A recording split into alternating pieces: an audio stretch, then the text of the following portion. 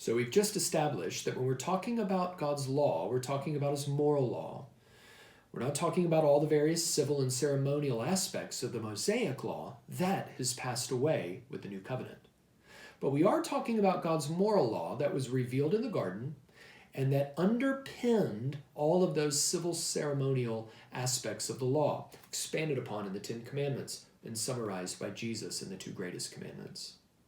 But what we see in terms of what the law is further expounded upon in the article.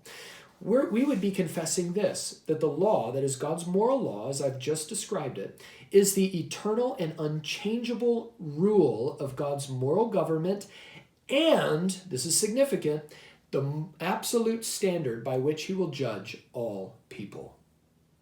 Two key words there.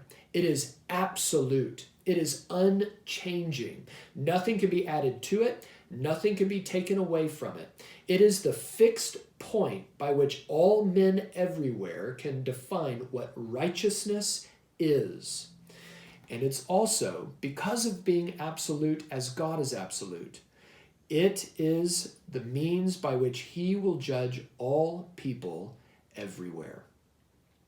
Now the question becomes, how can God judge people who don't have God's law? How can God be just in judging people if they don't have the Bible, so to speak? Israel had the law, but the nations didn't. How can God be just in judging the nations? Well, the Apostle Paul answers that in Romans 2.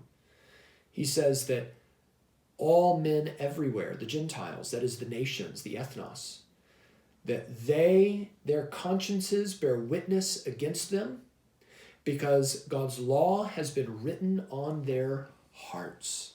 So what was revealed to Israel has also been written on the hearts of every man everywhere, so that every man is without excuse. And so what we are confessing is no less than what Paul teaches in Romans 2, and that is that all men everywhere will stand and give an account for how they responded, whether in obedience or in rebellion, to God's law, written on tablets of stone and written on their hearts.